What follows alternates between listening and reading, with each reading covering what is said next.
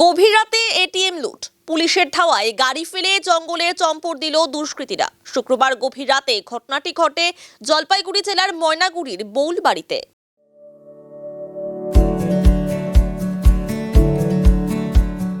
Pampered, not just a hospital, but a mother.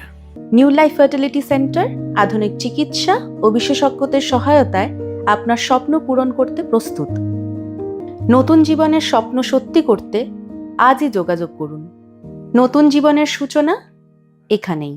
জানা গিয়েছে, গতকাল গভীর রাতে বৌলবাড়ি বাজারে একটি রাষ্ট্রায়ত্ত ব্যাংকের এটিএম ভেঙে টাকা নিয়ে চম্পট দেয় দুষ্কৃতীরা। তবে কত টাকা লুট হয়েছে তা সঠিকভাবে জানা না গেলেও টাকার পরিমাণ বেশ কয়েক লক্ষ টাকা বলে খবর পেয়ে ঘটনাস্থলে পৌঁছায় ময়নাগুড়ি থানার পুলিশ।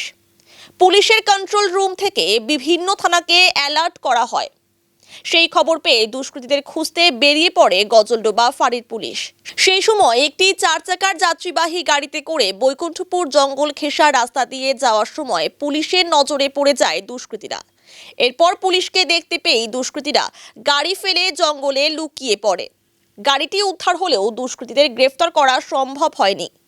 গাড়ির ভেতরে পাওয়া গিয়েছে একাধিক নম্বর প্লেট। দুষ্কৃতীদের খোঁজে জঙ্গলে তল্লাশি শুরু করেছে পুলিশ ও বন দপ্তর।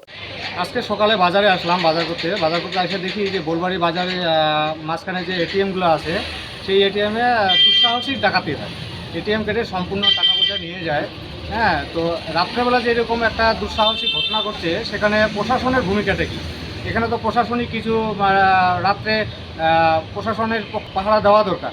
হ্যাঁ, তো আমরা চাচ্ছি দ্বিতীয়বার যাতে এরকম আর কোনো দুঃসাহসিক ঘটনা না ঘটে, তার জন্য পুলিশ পাহারা যাতে বাড়ায়, জোরদার করে, এটাই আমরা এলাকাবাসী চাচ্ছি।